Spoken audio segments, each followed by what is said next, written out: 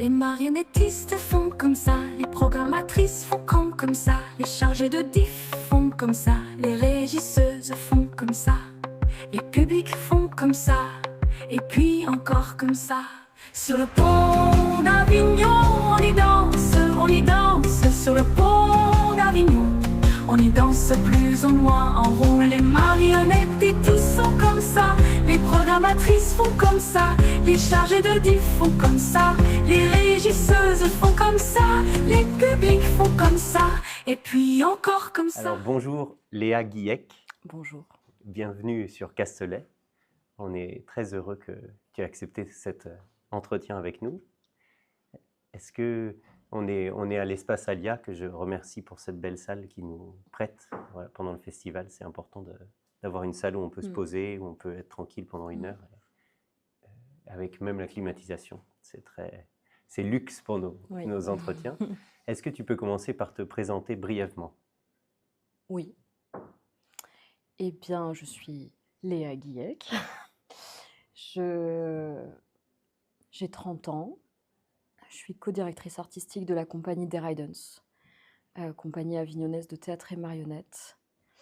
J'ai plusieurs casquettes. Je fais de la mise en scène. Je suis comédienne, marionnettiste parfois. Je suis en charge de la production aussi dans la compagnie et surtout de la coordination. Et puis sinon, j'aime le théâtre. J'aime la nature. Je pratique le saxophone depuis 1 an. Et globalement, j'aime beaucoup observer les choses. Ouais, super. On a décidé de faire cet entretien pour parler sûrement un peu production, mise en scène, aussi parce qu'on est à Avignon et que vous êtes la structure importante localement et qu'on on profite d'être là. On a vu votre lieu et on va pouvoir en parler. On peut peut-être commencer par comment t'es arrivé à l'univers de la marionnette? Ouais, ben assez simplement, presque par accident. En fait, j'étais au Conservatoire d'Avignon, Conservatoire d'art dramatique, donc plutôt destiné à apprendre les techniques de l'art du jeu, plutôt comédienne. Sauf que j'étais dès le départ très dans l'envie d'aller vers la mise en scène. Enfin, même cette nécessité était là tout le temps. Tout le temps. J'arrêtais pas de faire des petits projets, des petites choses à côté, de me greffer à toutes les initiatives que je pouvais en ce sens. Et en fait, sur mon projet de fin de conservatoire, en fait, tout simplement, on devait chacune monter un projet qui nous tenait à cœur pour valider notre diplôme, en fait, finir le conservatoire. Sur ce projet-là, donc moi, j'avais choisi Les Souffrances de Job de Anouk Levin, qui est une comédie noire ou tragédie cosmique, ça dépend par quel biais on le prend, qui est un grand spectacle. J'avais commencé la mise en scène, j'avais rassemblé des gens, et au bout d'un moment, j'ai eu un problème technique. J'ai eu un problème technique parce qu'il fallait que l'acteur principal soit empalé sur scène. Et je n'arrivais pas à résoudre ce truc-là. Tout me paraissait un peu nul comme solution. J'arrivais pas trop à avancer. Et puis j'avais entendu parler de... J'adore. J'avais entendu parler de Baptiste depuis quelque temps au conservatoire. J'avais entendu dire qu'il y avait un gars qui composait de la musique un petit peu, qui fabriquait des masques, des marionnettes, des trucs bizarres, qui venait d'arriver au conservatoire. Et en fait, j'avais surtout besoin de quelqu'un pour composer la musique du spectacle parce que j'avais déjà l'envie que tout soit, sauf le texte évidemment, de l'ordre d'une création maîtrisée et un peu totale, que ce soit visuellement, musicalement, etc. Donc je suis allée voir Baptiste pour lui proposer de composer la musique de ce spectacle. Et en fait, en discutant avec lui, tout de suite, on avait beaucoup d'idées tous les deux. Ça a fusé très rapidement, pas seulement sur la musique en fait. On a parlé de tout, de la mise en scène, de la direction esthétique, plastique, de tout ce qu'il pouvait y avoir en plus sur le spectacle, qu'il pouvait apporter en participant. Et en fait, je suis très rapidement arrivée, dès le premier entretien avec lui, à cette problématique que j'avais, ma problématique principale. Comment empaler le personnage principal sur scène? C'était vraiment très important pour moi. Et en fait, Baptiste me dit: «Bah, faut faire une marionnette». Je veux faire une marionnette, mais j'ai pas envie de changer d'esthétique et de registre, en fait. J'ai envie que ça reste dans le flux, dans l'émotion, dans tout ça. Il me dit: «Mais il y a pas de souci, on fait un moulage, de la comédienne, qui joue le personnage principal, on crée une marionnette à son image, à sa taille et voilà, c'est parti, on l'empale». Je me dis: «Bon, OK, on va essayer».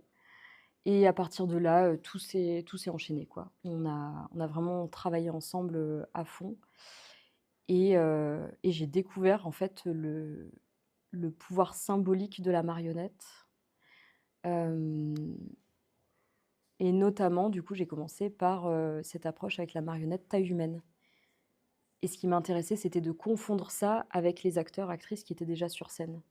Donc ensuite, quand on a repris les souffrances de Job et qu'on est allé vers, une direction plus professionnelle, un peu différente et on l'a remontée dans le cadre de la compagnie, on a vraiment travaillé sur les foules de personnages, le fait de confondre, les acteurs, actrices avec des masques, de mouler leur visage, faire d'autres marionnettes, et travailler sur l'idée de la foule, parce que dans les souffrances de Job, on est vraiment sur, la question du bouc émissaire, de l'oppression, comment on idolâtre des gens puis on les destitue, dans la foulée.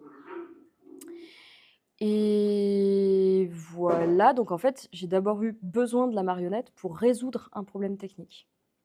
Et ensuite, au fur et à mesure, c'est devenu, hyper important.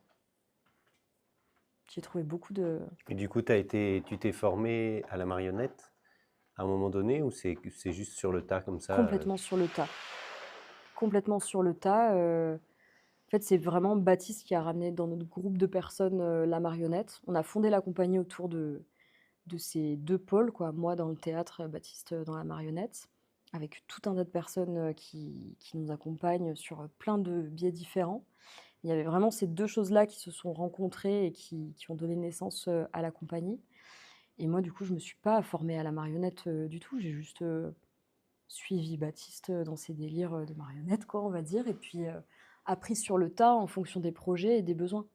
En fait, le moteur, ça a toujours été, ce qu'on veut dire, ce qu'on veut symboliser, et du coup, dans cette façon d'aborder les choses, le moteur est toujours l'envie. Et à partir de l'envie, tu t'appropries très rapidement des techniques, en fait, si tu es déjà un petit peu sensible, je dirais au théâtre du mouvement, à la corporalité, aux soins, sur scène, de la présence, ça vient naturellement, je trouve. Est-ce que tu connais un peu les écrits sur le médiéval et l'utilisation des marionnettes justement dans les mystères à l'époque médiévale? Bah, j'ai entendu un peu parler, mais je me suis Oui, pas, penchée tu vraiment t'es pas sérieusement penché. sur la question. Pourquoi? Parce qu'ils utilisaient les marionnettes justement pour les scènes qui étaient trop violentes. Ah oui, oui, c'est C'est-à-dire, ça. on Mmh. utilisait des pantins Mmh. qui étaient du coup Ouais, ouais, marionnettes, ouais, mais pas forcément nommées ouais. telles que Pour marionnettes, mais représenter, en tout cas, on utilisait les pantins pour pouvoir montrer la ouais. violence sans. Euh, super. Si, si on, si on va, du coup, vous avez fait des spectacles, vous avez créé cette compagnie, et c'est il y a combien de temps cette création de compagnie? 2017. Donc il y a 8 ans. Donc, À peu près, oui, oui, c'est ça. sachant qu'en vérité, on est sorti du conservatoire, on a tout de suite créé l'idée de la compagnie, donc c'était, l'été 2016. Oui, c'est ça. Donc un an Mmh. entre l'idée Ouais, et la fondation officielle. ouais. Euh, et vers quoi vous projetiez à l'époque? C'était juste d'avoir une structure pour pouvoir créer des spectacles? Est-ce que vous aviez déjà une idée de... On était complètement dans l'instant présent.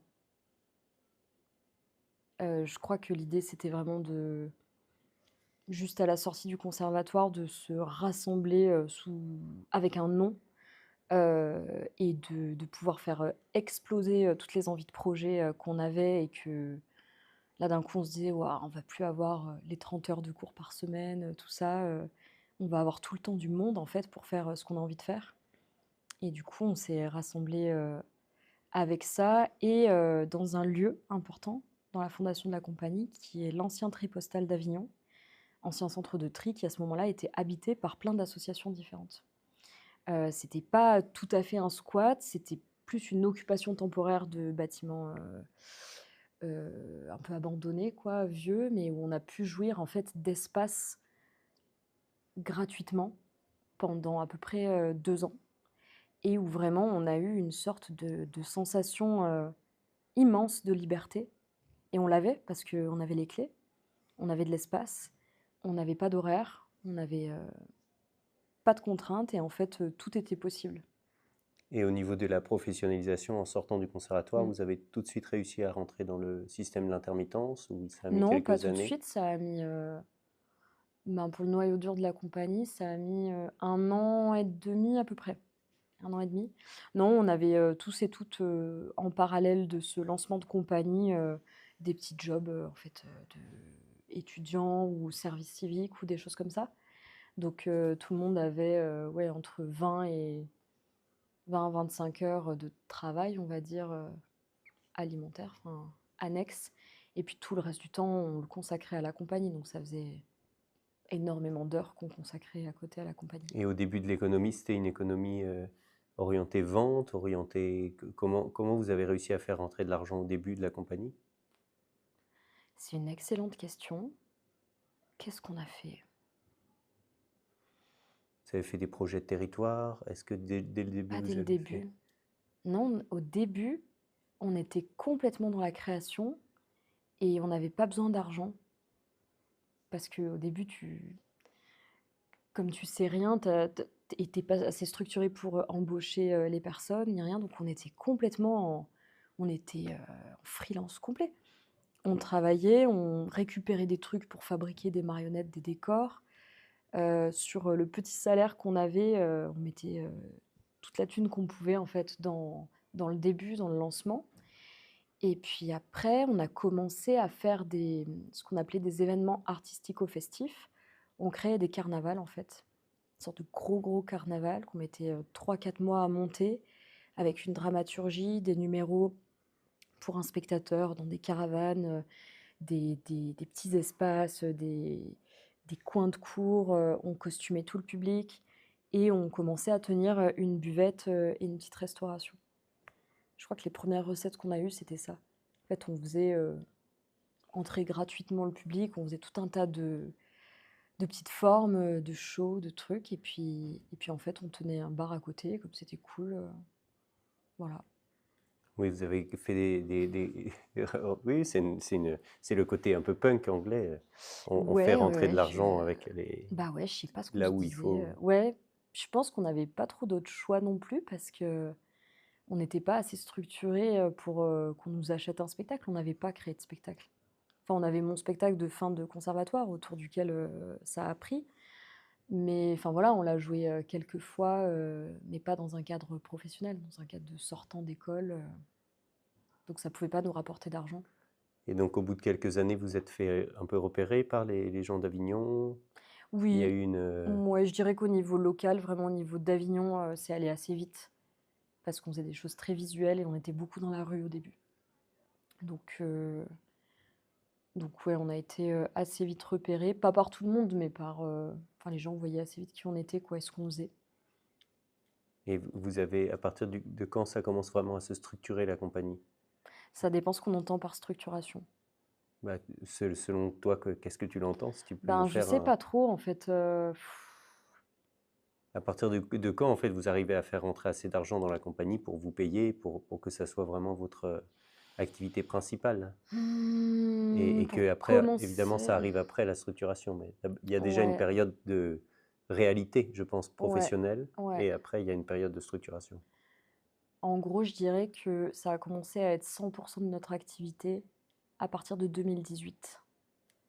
Parce que du coup, les services civiques, jobs alimentaires, pour le noyau de la compagnie en tout cas, ont commencé de lâcher quand on a commencé à déclencher l'intermittence en fait. On n'avait plus besoin de faire autre chose à côté. Donc ouais, je dis mi-2018 peut-être, quelque chose comme ça. Hmm. Mais je dirais pas qu'on était, structurés à ce moment-là, enfin ça Oui, commençait bien à sûr. peine, c'est juste qu'on avait créé, 2 spectacles, du coup à ce moment-là, Caïmera et Nyctalope, les 2 premiers de la compagnie et du coup on avait fait 2 festivals d'Avignon. à chaque fois, vous avez fait Festival d'Avignon depuis le début, en fait. Ben ouais. Parce qu'avant, vous aviez le Tripostal, vous avez fait des spectacles là ou... Ouais, on a fait un one shot, des souffrances de Job justement, à l'été, 2016, vraiment quand on sortait du Oui, conservatoire. Mais après c'était pas un lieu dédié à de la diffusion de spectacles, donc on pouvait pas vraiment oui, faire un festival là-bas, c'était oui, c'est ça. pas très légal, quoi. Mmh. Et, et du coup, bon, il y a ce lieu qui s'en va. Vous trouvez Ouais. un autre lieu? Comment ça se passe? Ouais, c'est à peu près dans la même temporalité, je dirais, fin 2018, début 2019 pour le coup. Au bout d'un moment, on a beaucoup, travaillé, donné dans cet ancien tripostal. L'asso, c'est un peu en train de tourner, donc tout ce qui était parce qu'on faisait beaucoup de CA, beaucoup de réunions avec toutes les autres assos, on essayait de faire en sorte que le lieu devienne légitime et que ça passe un cap. On était pardon, dans une activation temporaire, en fait, de l'espace et de ses activités, une préfiguration de ce que ça pouvait être après et en fait, petit à petit, ça sentait le roussi, quoi. Les partenaires publics qui devaient, s'investir et privés même commençaient à plus être très clairs, voilà, tout n'était pas facile, en fait, dans la cohabitation avec tout le monde et on sentait, surtout que nous, en tant que structure, on commençait justement à se structurer un petit peu, qu'on avait vraiment besoin d'avoir tout le temps pour, la compagnie et on passait beaucoup de temps annexe sur les autres choses. Et c'est du moment où on a commencé à avoir l'intermittence qu'on s'est dit: «Bah, si on met chacun, chacune de notre poche, 200 balles par mois, on peut louer un espace juste pour nous». Et c'est comme ça que ça s'est passé en fait. Les 4 membres vraiment fondateurs de la compagnie, Colline, Sarah, Baptiste et moi, on a dit ça: «On met 200 balles chacun par mois, ça fait 800» et on a loué une espèce de ouais, de local, je sais pas, d'une petite centaine de mètres carrés, boulevard Saint-Lazare à Avignon, à côté de l'actuelle scierie et police municipale, pendant 2 ans. On s'est installés là-bas, on a monté notre placo, on a décalé toutes nos affaires, on a fait, pour la première fois un petit peu la répartition des espaces tels qu'on les a aujourd'hui aussi. Le bureau, l'atelier couture, l'atelier marionnette, un espace qui restait un espace de convivialité et de réunion et on avait un petit espace stockage et un petit espace, costumerie. Mais on était dans l'équivalent d'un grand garage, donc on n'avait pas de fenêtre. On n'avait qu'une grande porte de garage coulissante qui donnait sur, le boulevard et globalement, on était sous une boîte de nuit. Et le plafond, le sol se délitait un peu. Bref, on était hyper heureux et heureuses parce que c'était à nous, parce qu'on était vraiment on avait cette sensation d'être libre.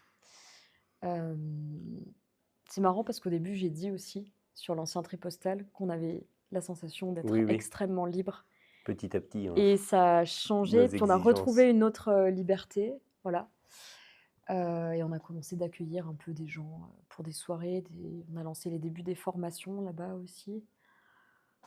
Pendant 2 ans, on est resté là-bas, puis après, il y a eu l'étape, du covid, des confinements, tout ça et en fait, on travaillait énormément depuis plusieurs années et on s'est dit, en f Du quoi vous travaillez? Ça veut dire qu'est-ce on que vous faisiez comme travaillait au sein activité? de la compagnie, Oui, bah, on faisait tout quoi. On créait des spectacles, on remplissait des dossiers de sub, dès on le début, vous avez fait des dossiers de subvention. ouais, quasiment. Oui, oui. À partir du moment où vous êtes arrivé et que vous vous êtes dit: «On se structure», vous avez tout de suite, Ouais, peut-être pas les 6 premiers mois, mais c'est oui, arrivé vous êtes très lancé vite. très vite, ouais. C'est arrivé très, très vite. On faisait des happenings, à chaque fois qu'il y avait moyen de faire quelque chose, on le faisait, en fait.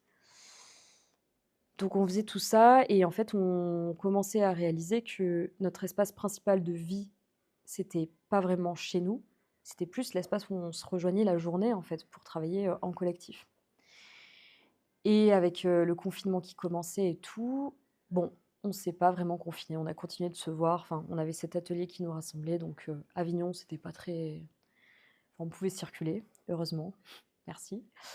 Donc on se rejoignait à l'atelier et on parlait beaucoup. On se réunissait, on essayait de faire des plans sur la comète, tout ça et on s'est dit, que ça allait être, difficilement supportable, en fait, cette période dont on ne connaissait pas la durée, en fait, à l'époque. Juste, on se disait, «OK, c'est peut-être comme ça 2 semaines, 2 mois, 2 ans», on ne sait pas et à ce moment-là, on laissait notre grande porte de garage grande ouverte vers l'extérieur parce qu'il y avait pas de voiture D'un coup, c'était calme, on n'avait plus le bruit, on n'avait plus la pollution, on voyait les arbres en face, c'était un printemps magnifique, le printemps 2020.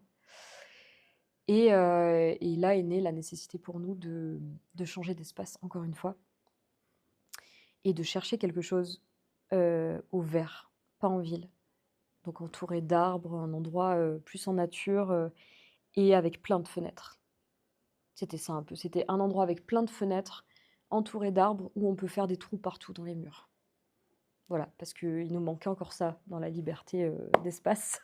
On ne pouvait pas faire de trous dans les murs. Il s'est frité un peu. Et du coup, on a. Je ne sais plus exactement le déroulé exact de toutes les étapes, mais moi, je suis une grande fan de Le Bon Coin et d'autres sites de recherche immobilière. J'ai un besoin important de connaître tout ce qu'il y a sur le marché. Et du coup, je dis, bah, je vais chercher un truc. Et en fait, par erreur, lors d'une recherche, j'oublie de sélectionner location et je laisse location et vente dans le moteur de recherche.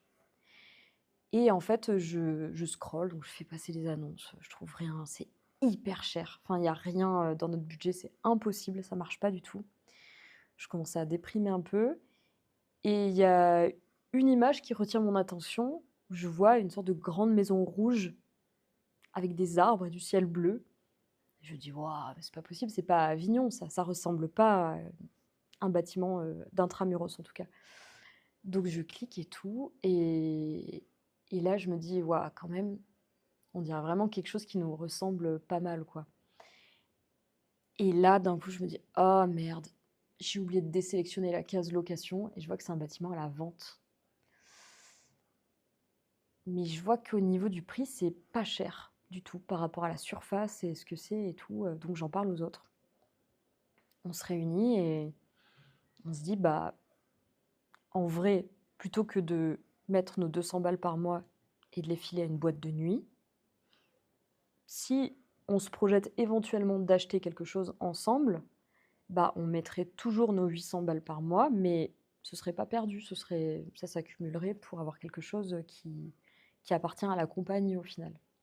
Donc c'est un peu parti de là. On a réussi à visiter le lieu malgré le confinement. On avait les masques, on était à moitié malade. Enfin bon, bref, on a visité quand même parce qu'il y avait un besoin rapide pour les personnes qui vendaient de vendre.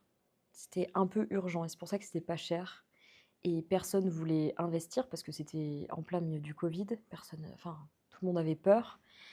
Et le truc particulier, c'est que donc c'est notre local actuel qui est sur l'île de la Barthelasse à Avignon. Donc au milieu d'une île, Natura 2000, site protégé, en dehors de la ville. Donc ce qu'on cherchait, c'est que c'est un bâtiment à destination de commerce. Donc les particuliers ne pouvaient pas l'acheter. C'est pour ça qu'il est resté un peu en ligne. Il fallait forcément que ce soit un resto ou un hôtel ou autre qui s'installe. Et pour réussir à s'installer, on a dû, j'épargne les détails, d'ailleurs je passe trop de temps là-dessus, mais on a dû faire croire qu'on allait monter une boutique de vente de marionnettes à cet endroit-là. Donc on a monté des dossiers comme ça, où on a tout remanié notre projet pour dire qu'on allait vendre des marionnettes, et que pour pouvoir vendre des marionnettes, il nous fallait un petit atelier en arrière-boutique pour les construire, et qu'il fallait peut-être des bureaux aussi en arrière-boutique pour faire la comptabilité de nos ventes de marionnettes, et on a monté tout le projet comme ça. Je pense qu'on a vendu 4 marionnettes et demie depuis 5 ans, parce que c'était évidemment pas le projet de fond. Mais ça a marché, on a réussi à s'installer, à avoir le RP. Et j'épargne aussi, ah oui, si, non. On a failli pas pouvoir parce qu'aucune banque ne voulait nous prêter d'argent. Tout le monde disait, waouh, votre projet, il est génial. Ça fait rêver, c'est onirique, vous allez gêner personne, c'est mignon. Chapeau les jeunes. Mais par contre, ça va pas le faire. Vous êtes trop jeunes, on n'a pas de garantie. Enfin, c'était vraiment perdu d'avance. Et on a réussi à trouver une banque qui nous a prêté la veille du jour de rupture du compromis de vente. On a passé vraiment un marathon énorme. Voilà. Et en parallèle, on construisait la Dame Blanche à ce moment-là. D'accord. Et donc vous sortez, vous arrivez à avoir ce lieu, vous Ouais. arrivez à sortir la Dame Blanche qui a beaucoup tourné, je crois, et qui continue de Ouais. tourner Oui, en toujours. fait, c'est complètement fou parce que la Dame Blanche, on l'a pas construite pour la tournée du tout. C'est juste que pendant le premier confinement, on devait jouer en juillet pour la première fois à Les Souffrances de Job version 2 au Festival d'Avignon. Et quand on comprend ce qui commence à se passer avec le confinement et que ça va durer et que ça va pas revenir à la normale et que les théâtres vont pas rouvrir, on a une espèce de montée d'angoisse et on se dit: «Qu'est-ce qu'on fait?» On sait que les théâtres ne rouvriront pas, on sait qu'il est interdit de se rassembler sur la voie publique, il est interdit de stagner. On se demandait vraiment comment continuer de faire du théâtre pour les gens. Donc pendant que c'était le confinement, on a fait plein de petites vidéos, de petits courts-métrages qu'on diffusait sur les réseaux pour, apporter du contenu artistique, du stop motion, des choses comme ça. Et puis on s'est dit: «Bah, en fait, le seul moyen qu'on va avoir, c'est de faire une déambulation, de faire un truc qui marche», parce qu'on avait le droit de marcher dans l'espace public. Donc on s'est dit: «On va créer une grande marionnette, qui nous parle de cette période et qui va juste être dans une forme de douceur et de sérénité pour les gens». Parce que tout le monde était très dans l'angoisse, très affolé, très tout ça. Et donc on a fabriqué la dame blanche et c'était juste pour déambuler, pendant le mois de juillet 2020 en fait, et on s'est même pas fait acheter. Enfin, on nous donnait 100 € par-ci, par-là et on a fait quelques dates, en région sud et en fait après il se trouve que, de fil en aiguille, la déambulation, fonctionnant, c'est une des choses qui nous a fait partir le plus loin, au final.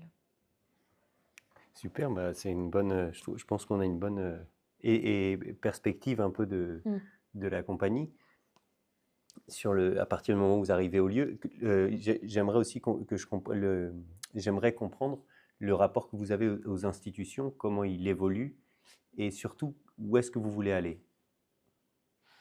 C'est-à-dire parce que là vous avez appelé votre lieu pôle théâtre et marionnette. Mmh. Où est-ce que vous voulez aller? Alors, il y a plusieurs questions en une. Si on suit l'historique de notre rapport aux différents lieux qu'on a traversés, on a quand même pris racine au départ dans un lieu partagé, où on était en collaboration avec d'autres personnes, où on a toujours, accueilli du public, on a toujours été en lien avec des publics et pas des publics forcément faciles, des publics empêchés, des publics, retors et cetera. Dans notre second lieu, on a eu le besoin d'ouvrir et d'accueillir pour, des soirées, des formations, donc toujours cette notion de convivialité, de rassemblement, mais qui était difficilement possible parce que ça restait un garage. Et en fait, quand on a investi le lieu qu'on a actuellement et qui était, fait pour recevoir du public, pour nous, c'était évident que ça allait avoir une place importante. Qu'il fallait au moins, une pièce principale qui était une pièce de vie, de rassemblement, de réunion et on a toute une terrasse, en fait, en extérieur qui, du coup, nous sert à recevoir, des gens, que ce soit pour, boire des coups, assister à des concerts, mais aussi des tables rondes, des rencontres et cetera. Et quand on a décidé de mener le projet de ce lieu sur la Barthelasse, on s'est dit: «Il faut qu'on lui trouve un nom» parce qu'il y avait des enseignes partout dessus, en fait. On a dû enlever les enseignes de l'ancien restaurant. On se disait: «Mais qu'est-ce qu'on va mettre à la place?» Enfin, certes, on va écrire des Rydens, mais on sentait que ce lieu, c'était pas, juste des Rydens. Des Rydens, c'est la compagnie, que ça allait être, on voulait que ce soit ouvert, qu'il se passe des choses et qu'il y ait d'autres, de la circulation, d'autres personnes qui passent, et des gens, en fait, tout simplement, qui viennent se sensibiliser, pardon, à la marionnette. Donc on s'est dit: «On va faire un truc hyper simple, pôle théâtre et marionnette». On voulait garder théâtre parce qu'on n'est pas une compagnie juste de marionnettes. Il y a les 2 pour nous, c'est toujours de l'hybridation. Mais voilà, on voulait le mot marionnette quand même parce qu'on sentait que ça allait prendre une place importante et que ça allait être vraiment des ateliers donc voilà. Notre rapport aux institutions, il n'est pas forcément relié à nos différents lieux. Au départ, je pense qu'en tant qu'élève sortant et sortante, de conservatoire, on était dans l'émerveillement total de tout ce qui nous arrivait, de tout ce qui allait se passer, sans projection à moyen ou long terme. Vraiment, comme je te disais tout à l'heure, dans l'instant présent et la délectation de chaque journée, chaque découverte, chaque nouvelle chose, chaque partage, ça c'était vraiment, le début, l'explosion et la délectation, voilà. Donc à ce moment-là, on n'avait pas compris le fonctionnement des institutions, donc juste on se renseignait un peu. Après, on était dans une phase, de beaucoup d'espoir, en fait. On attendait pas mal parce qu'on nous avait dit: «Oui, ça fonctionne comme ça. Tu dois faire ton assaut, tu dois demander au moins une première fois pour que ça marche peut-être la deuxième fois, tu dois faire ci, tu dois faire ça». Voilà, donc on le fait, on pose des dossiers, on commence à voir un peu le spectre de l'administration se dessiner. Ça marche pas forcément la première année, normal. La ville d'Avignon nous a suivis assez rapidement. On était très prolifiques dès le début quand même, avec des petites sommes, mais déjà pour nous, c'était waouh! On a eu 1 000 € quoi, c'était fou. On se disait: «Ouais, on va faire un mois d'événements avec ça». Vraiment, on était à fond.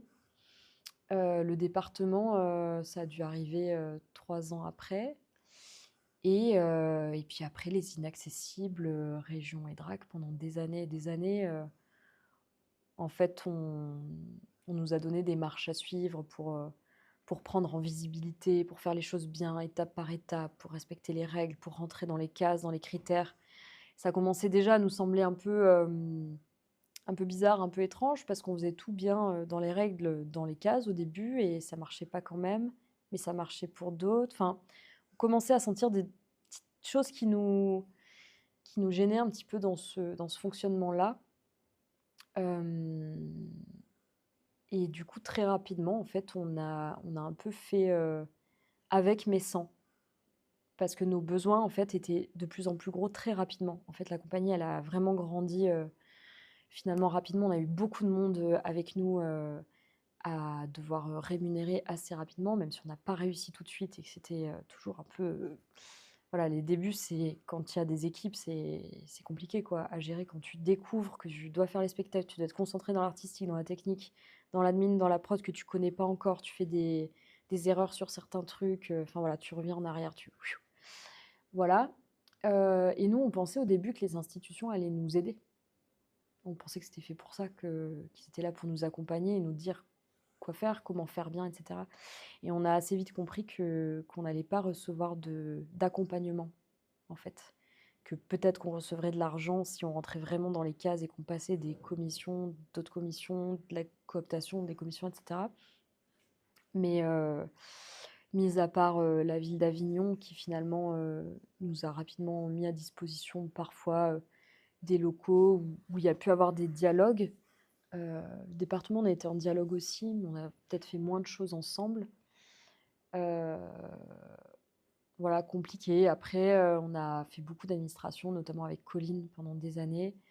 Donc on a réussi à choper d'autres sources de financement, pas forcément des institutions, pas forcément du mécénat non plus, mais des choses plus de l'ordre de l'Aspedidam, du fonds PEPS. On a commencé à comprendre, certains fonctionnements et on continuait nos histoires de soirée, nos recettes de bar, on a joué au chapeau aussi.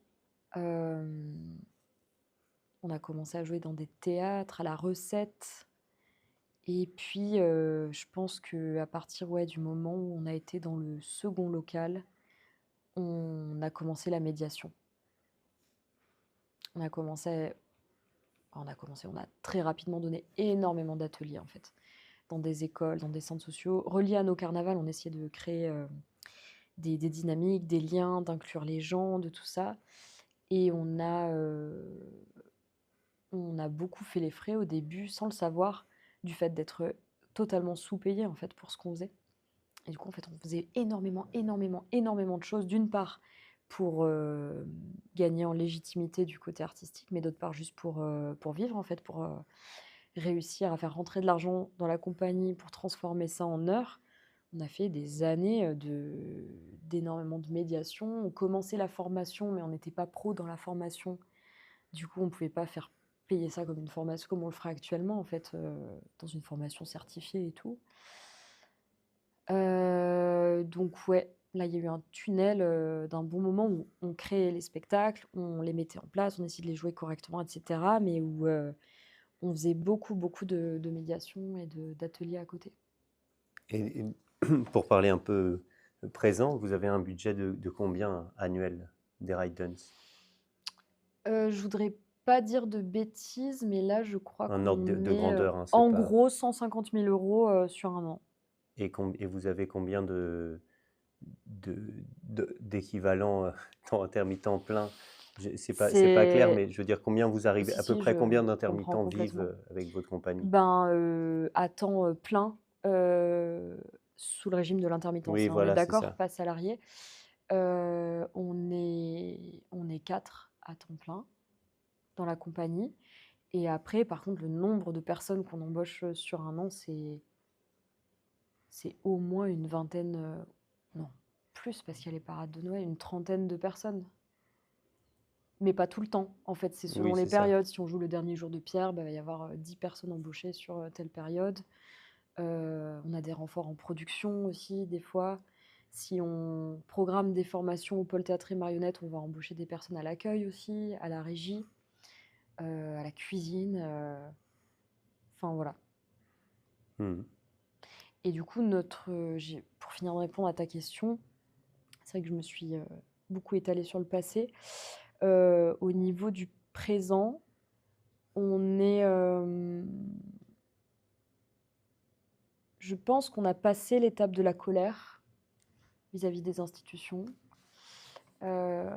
l'étape de la colère, de la rancœur, de la déception, on va dire, toutes ces choses-là qui ont été bien présentes pendant 2-3 ans, pendant les années en fait les années de l'épuisement, on va dire, les années où on a tout mis en place, vraiment, tout était là, tout était fait comme il faut, on a tout mis en place pour pouvoir faire des choses géniales et avec plein de gens et embaucher plein de gens et faire de la formation, de la médiation, embaucher d'autres compagnies, faire circuler les gens, tout ça. Et en fait, malgré tout ça, de sentir des plafonds de verre dans tous les sens, c'était trop en fait pour nous parce qu'à un moment donné, on nous a dit: «Ah oui, vous avez tout fait comme il faut, ça s'est bien développé. Ça s'est tellement développé que finalement, bah, vous pouvez plus être émergent». Parce qu'on nous a vendu le fameux concept de l'émergence pendant près de 5 ans. Quand vous serez émergent, vous passerez, vous et en fait, quand on est arrivé aux 5 ans, heu, on nous a dit droit dans les yeux que c'était trop tard pour l'émergence parce qu'on était trop gros. Mais que nous, on ne pouvait pas accéder aux subventions supérieures parce que quand même, 5 ans, c'est un peu frais, parce que ci, parce que ça. Et donc là, comme tu le disais tout à l'heure, on arrive à 8 ans et demi de compagnie à peu près. Et donc je pense qu'on a réussi à survivre à ça, hem, au prix de beaucoup de décisions, de sacrifices, de fatigue et cetera. Et je pense qu'on a passé cette étape-là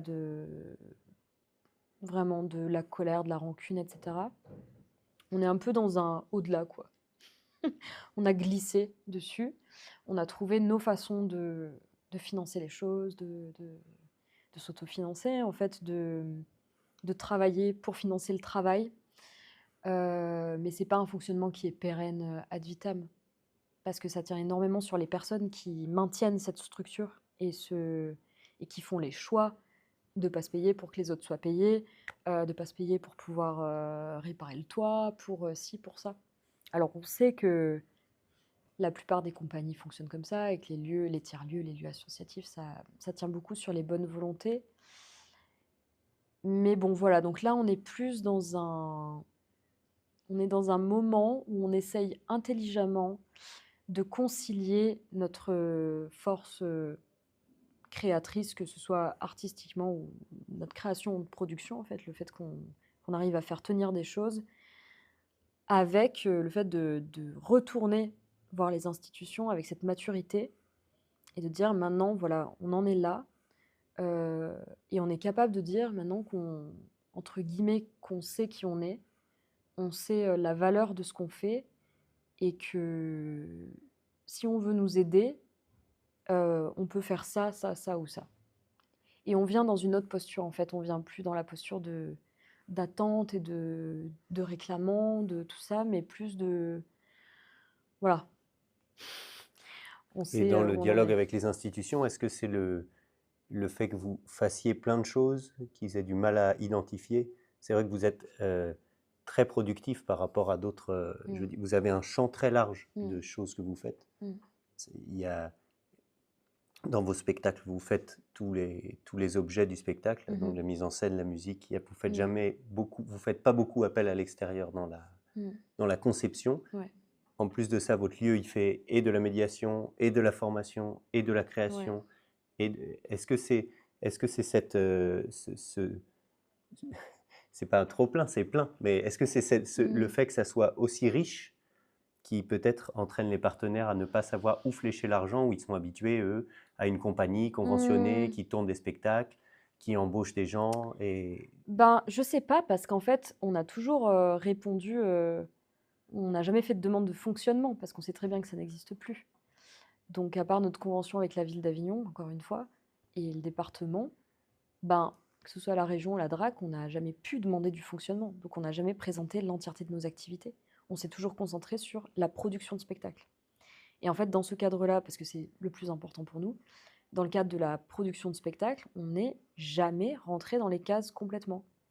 Les critères de préachat, de choses comme ça, juste une fois pour le dernier jour de Pierre, auprès de la région. C'était la première fois où on rentrait dans les cases et où on a pu passer en comité d'experts et où, heureusement, ils nous ont soutenus un petit peu. On a quand même dû emprunter 50 000 € à la banque pour finir la créa, qu'on éponge là depuis 1 an et demi. Ça va, on s'en sort, mais voilà.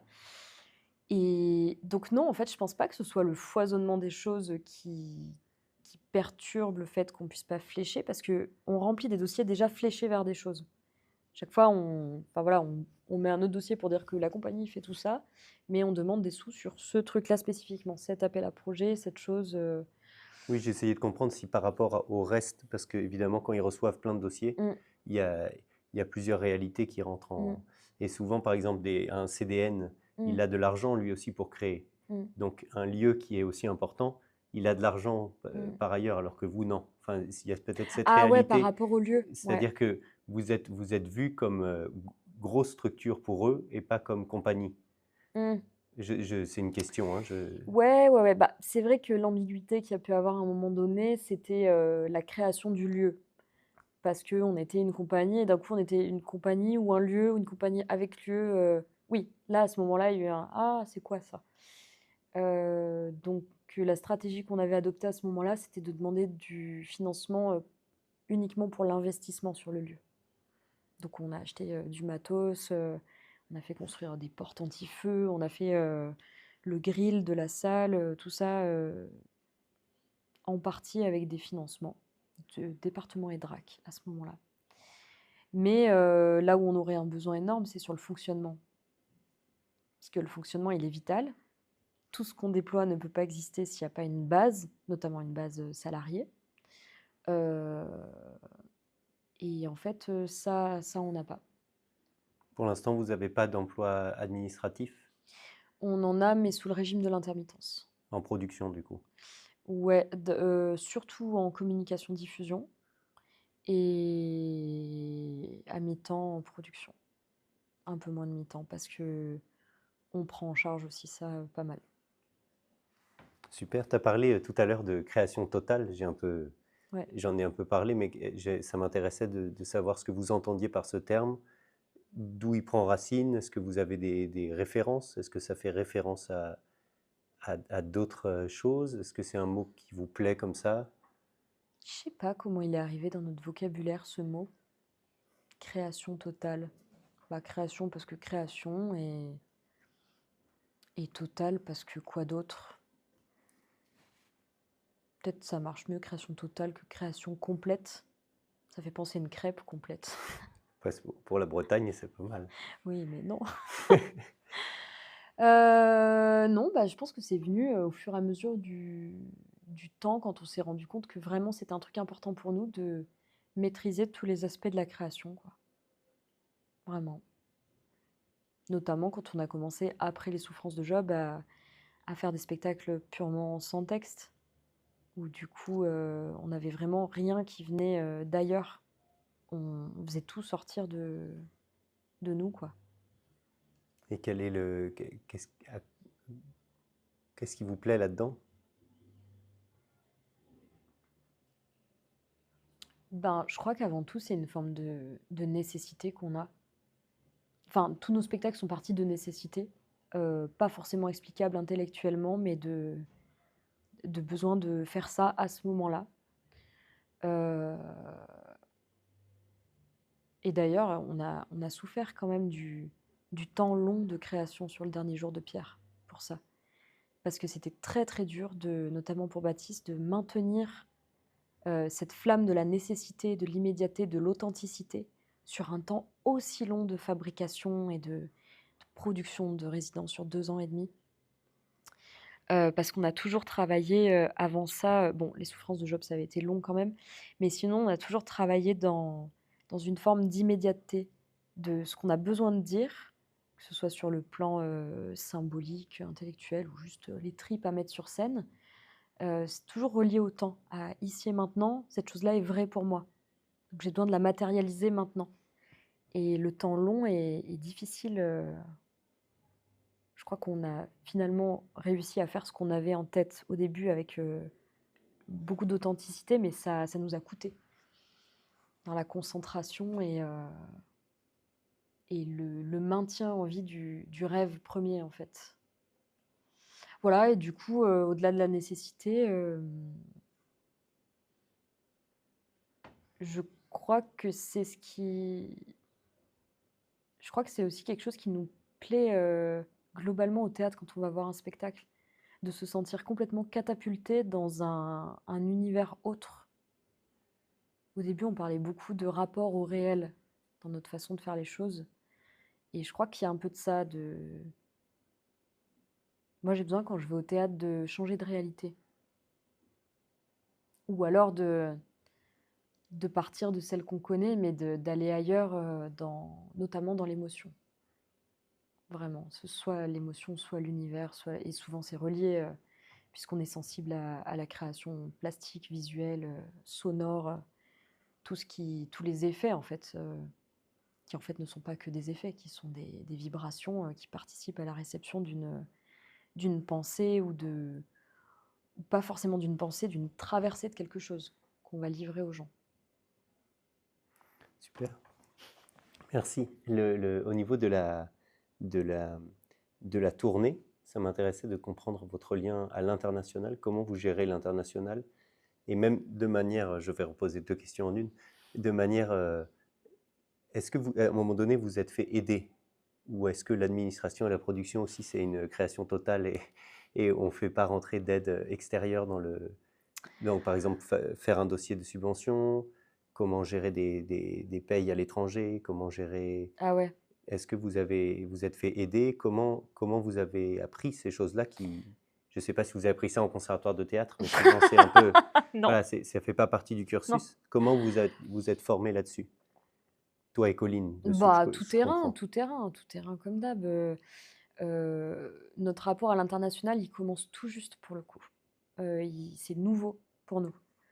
On est allé jouer en Autriche, en octobre.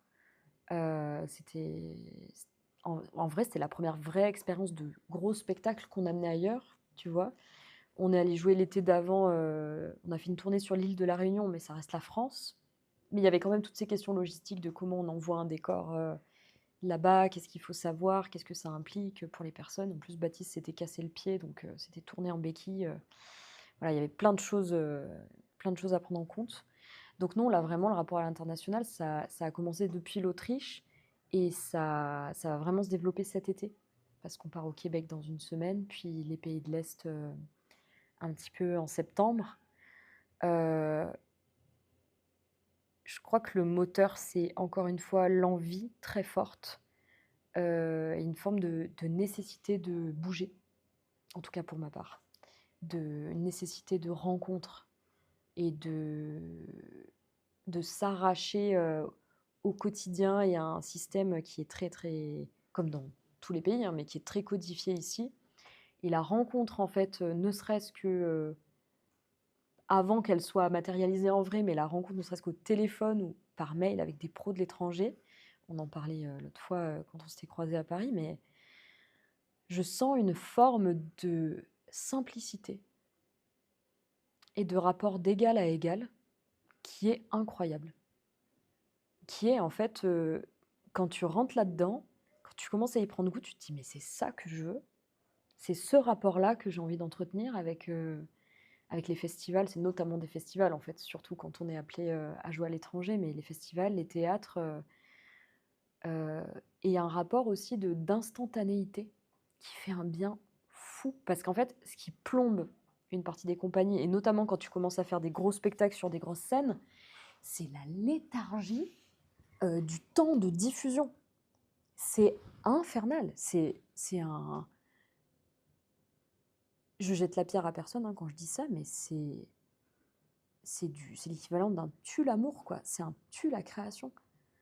Ça pète les genoux à l'instantanéité de la proposition et à la verve, en fait, à l'emphase, à la ferveur.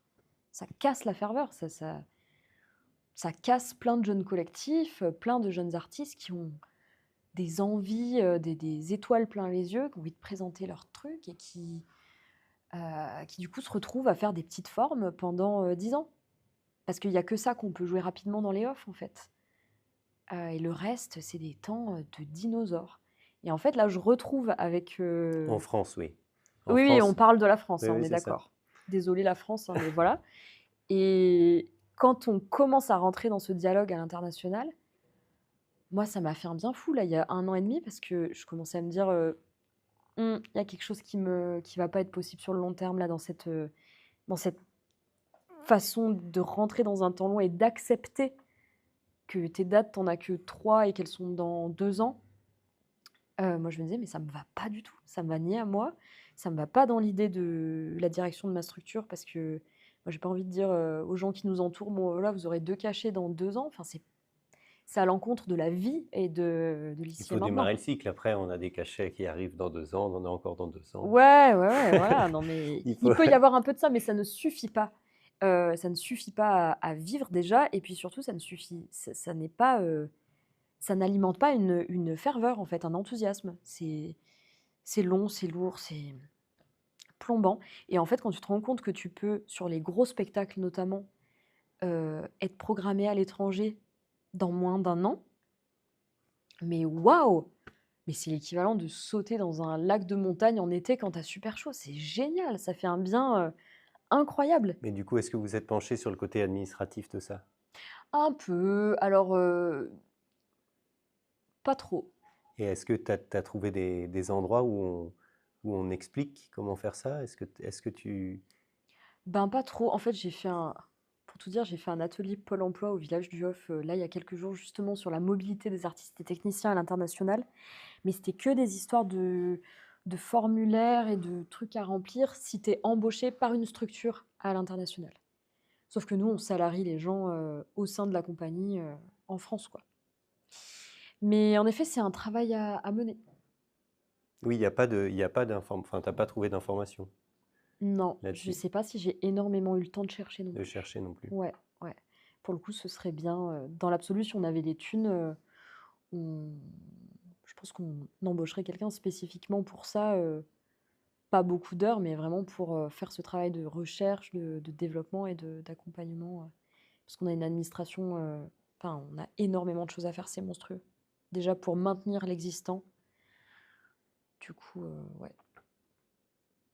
Et du coup, au niveau de la charge de travail sur une année, pour toi, combien tu passes de temps à pouvoir faire de la mise en scène où là tu joues dans le dernier spectacle, Mmh. mais combien tu arrives à dédier à l'artistique et combien tu dédies à l'administratif ou à la Ouais, formation, parce que ouais, vous faites de la formation. ouais. Non, Si mais tu essayais de faire c'est un un temps, ratio, ouais. oui, Bah, c'est assez terrible, en l'état, je pense que je passe, 85 du temps sur, de la gestion, administration, coordination et 15 du temps et encore je pense que je suis vraiment très sympa à dire, 15 du temps, sur, l'artistique. Mais du coup, j'entends dans artistique à la fois de la création, mais aussi les dates et la tournée, qui ne sont au final pas autant de l'artistique que quand on est en création. Mais c'est quand même de l'artistique parce qu'on joue le spectacle. Mais il y a beaucoup de logistique à l'intérieur de ça aussi. Il y a beaucoup de chargement, déchargement, de transport, de logistique de tournée, de choses comme ça. si on, si on essaye de faire de la prospective, puisque vous n'en avez pas fait beaucoup au début, on peut essayer d'en faire maintenant. Comment tu vois des Rydens dans 10 ans? Comment tu vois votre lieu, le pôle D'ailleurs, vous n'avez pas été fâché que Charleville-Mézières vous fasse du plagiat du Ah nom? bah, ils nous ont carrément copié, mais c'est presque un honneur, quoi. Voilà. Ouais, vous le vivez Ils comme sont un arrivés honneur. après, donc C'est on le vit bien. bien. Oui, c'est ça. Je peux pas répondre à cette question parce que c'est un point important qu'on doit faire avec les autres membres de la compagnie. Et c'est quelque chose qui doit se dessiner, se réfléchir ensemble. Là, je crois qu'on est vraiment, Parce que là, vous sortez une grosse création ouais, qui 2 ans et demi de travail, ouais, enfin, ça doit être, très très enfin voilà, ouais. c'est chouette d'accoucher d'un bébé de 2 ans. On Oui, n'est oui, pas oui. habitué à ces périodes de gestation. Non, non, c'est clair. Après, ça fait 1 an qu'il est sorti déjà, Oui, donc il y a eu oui, c'est un ça. peu d'eau qui a coulé, déjà.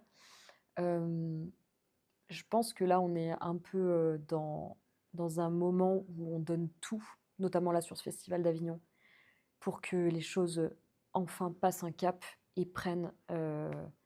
C'est-à-dire que on a besoin sur un projet aussi gros que le dernier jour de Pierre, par exemple, de passer un cap de reconnaissance interprofessionnelle grand, important. Sur nos autres activités, on a besoin de passer un cap aussi où on nous dit, «C'est bon, heu, oui, vous êtes légitime, vos formations, elles sont super, oui, le lieu, il fonctionne, il est super. Oui», voilà, pour qu'on puisse, nous aussi, à un moment Tu donné, qui doit dire ça? bah, le monde entier. Le monde entier doit venir vous voir, vous envoyer des Non, je mails parle de reconnaissance, en fait, dans le milieu.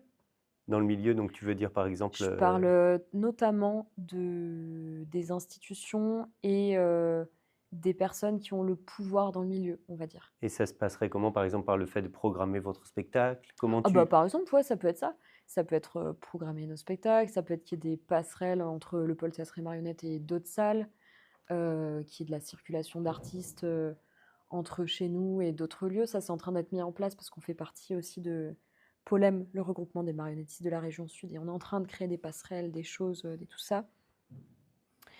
Heu, Gagner en légitimité dans le but de passer ce plafond de verre là qu'on sent très lourd depuis des années et se libérer de ça.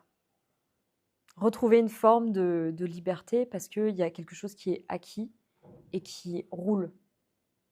Et ensuite, pouvoir retrouver une forme de sérénité dans la folie de la création. mais concrètement, c'est pour essayer d'être un peu concret, hein, parce que Ouais, ouais, c'est important pour les institutions d'être ouais. concret. Du coup, je te titille un peu pour essayer de. Vas-y, je t'en Est-ce prie. que ça voudrait dire, par exemple, avoir 2 emplois à plein temps qui gèrent toute la partie coordination de la structure, administration de la structure, donc gestion des formations, gestion du Mmh. lieu, Ouais, gestion ouais. du bar, gestion peut-être de certains ateliers, donc qu'il y ait un personnel qui soit dédié à ce lieu et Ouais, que vous, la compagnie Deraidance, soit accueillie au sein de cette structure, mais puisse pouvoir créer en étant soutenu par des partenaires institutionnels. Est-ce que ça, c'est ça une prospective qui vous plairait? ça peut être un peu quelque chose comme ça. Ça peut être un peu quelque chose comme ça, mais disons que les personnes, les tu dis 2, mais je pensais plutôt 3 personnes Oui, équivalentes moi, je temps ne sais pas. plein, J'ai tu j'ai vois? essayé de donner un exemple Oui, oui, complètement. pour Les personnes, concrétiser. qui pourraient nous accompagner à ça et il y en a déjà qui font le travail, quoi. Ce serait juste de développer encore plus, heu, pourraient s'occuper encore plus de toutes les missions, administratives et logistiques sur le lieu d'une part, mais aussi sur la compagnie. Parce que l'organisme de formation, c'est la compagnie. C'est des Ridance, c'est pas le lieu. Donc voilà, Oui, mais c'est c'est vrai que pour l'institution, c'est ça oui, que je veux dire, c'est compliqué. ouais, En tout cas, ce qu'on voit dans les lieux, mmh, il y a quand même un distinguo qui est créé entre mmh, un lieu et une compagnie. Et mmh, souvent, quand on donne la direction à une personne d'un lieu, mmh. la personne a sa compagnie, mais ce n'est pas la même structure. C'est pour ça que je parle Ouais, d'un point de vue institutionnel. Cette distinction, elle est peut-être importante. oui, mais la grande différence, c'est que on n'est pas, des artistes qui avons été mis à la tête d'un lieu, coquille vide. On a créé ce lieu, il a émergé de nous. Donc en fait, on est dans en effet, on doit clarifier au maximum pour les institutions qu'est-ce qui est de l'ordre du lieu, qu'est-ce qui est de l'ordre de la compagnie. Mais le lieu étant la compagnie, c'est comme tous les lieux compagnie, en fait. il y a un dilemme enfin, il y a quelque chose qui est non résolvable, qui est un peu unique. C'est des lieux le vélo-théâtre, par exemple, maintenant, il y a eu une passation, une transmission à une nouvelle compagnie, mais pendant plus de 30 ans, c'était la compagnie vélo-théâtre qui a fondé le vélo-théâtre, qui dirigeait le vélo-théâtre, et que ça n'empêchait pas de faire ses tournées à l'international aussi en parallèle. Mhm. Et nous, on est un peu dans ce cadre-là, sauf que notre lieu, il est plus petit. C'est une Vous n'avez petite pas chose. vraiment de diffusion à l'intérieur de votre lieu. On veut pas, non. Non, non, Oui. c'est pas du tout dans les missions qu'on lui a données, en tout cas. Mhm. Eh ben, c'est bien. Est-ce que tu as quelque chose que tu as envie de dire au monde de la marionnette ou Au à ceux monde de qui la nous écoutent? marionnette, Parmi c'est nos vrai auditeuristes, que on a oui. quand même beaucoup de gens du Ouais, monde de c'est la clair. marionnette, J'ai de l'impression tous d'être les... une impostrice, du coup. Non, mais il y a des jeunes, il y a des... Enfin voilà, Oui, c'est oui, oui. vraiment large le spectre. Oui, oui. Mais c'est Et vrai que je parle d'un endroit où je suis pas marionnettiste à la base, donc c'est un peu... quand même, votre Euh, dernière création, c'est ouais, une création qu'on peut qualifier de marionnette, je totalement, pense. oui, oui, Voilà, oui, oui, bien sûr. c'est pour situer, je Oui, veux oui, dire. complètement. On met toujours des liens dans la Oui. description vers la compagnie, vers les Ouais, créations et tout ouais, ça. Du coup, il y ouais, aura une possibilité de voir aussi ouais. pour les gens qui nous écoutent. Mais est-ce que tu as quelque chose à dire? Est-ce que ça peut être un appel, ça peut être ça peut être aussi un conseil pour des jeunes, par exemple, qui sortent du conservatoire Ouais. maintenant, qui ont 10 ans de moins que toi et qui veulent se lancer. Est-ce que tu as des choses que tu peux leur dire, même si t'as pas voilà, t'as pas fini ta carrière Non, non, non, mais est-ce qu'il y a j'espère pas. des choses que tu as envie de dire? Je sais pas, peut-être des choses en vrac. Je sais pas par quoi commencer, mais je dirais, c'est important de faire confiance à ses intuitions quand il y a quelque chose qu'on sent pas ou qu'il y a un petit truc qui nous gêne, de pas, mettre de côté ou, passer au-delà pour faire bonne figure et cetera, mais de vraiment s'écouter parce qu'il y a quelque chose d'important là-dedans et on peut perdre du temps à ne pas écouter, nos sensations, profondes, nos intuitions. Je dirais que c'est très important de donner de la valeur et de la confiance aux personnes qui nous aiment et qui nous respectent et inversement. Hem, je dirais que c'est important d'aller vers, ce qui nous donne envie, ce qui est positif pour nous, heu et de pas perdre de temps à essayer d'enfoncer des portes, derrière lesquelles, on ne sait pas ce qu'il y a, forcément. Je dirais pour le monde globalement de la marionnette qu'on est en marche vers des choses très positives avec tous les regroupements qui sont en train de naître et de faire naître des initiatives, super chouettes. Je pense que là, dans l'immédiat, il y a pas grand-chose d'autre à faire qu'abonder dans ce qui est en train de se passer, de suivre, les énergies qui sont lancées et de se mettre, en lien et d'arrêter les vieilles croyances, d'arrêter de se dire qu'il faut garder, le réseau pour soi, le magot pour soi, les connaissances, les compétences, pour soi, mais qu'en fait, on y gagne beaucoup à partager et à se mettre en lien, ça peut être que positif, pour tout le monde. Donc en tout cas, je souhaite ça et voilà, s'il y a des gens qui veulent, venir en résidence au Pôle Théâtre et Marionnettes, contactez-nous. Nous, on Vous fait avez une salle, c'est ça? ouais, on a une salle qui est attenante à un atelier. Tout est petit, mais on a des chambres aussi pour loger les C'est quoi gens. le plateau, la taille du plateau? C'est 8 par 5. Mhm. Voilà. Et on ne fait pas d'appel à projet, on n'a pas de dotation, mais on a un espace, on est là, on a de la compétence et on accueille avec grand plaisir. Et puis, s'il y a des programmateuristes qui écoutent, n'hésitez pas à vous renseigner sur le travail des gens qui cherchent des choses étranges et singulières aussi. Très bien. Eh Voilà. ben, Léa Guillec, Oui. merci beaucoup. Merci. Merci beaucoup pour ce moment. Les marionnettistes font comme ça, les programmatrices font comme ça, les chargés de diff font comme ça, les régisseuses font comme ça, les publics font comme ça, et puis encore comme ça. Sur le pont d'Avignon, on y danse sur le pont d'Avignon. On y danse plus ou moins en rond, les marionnettes et tous sont comme ça.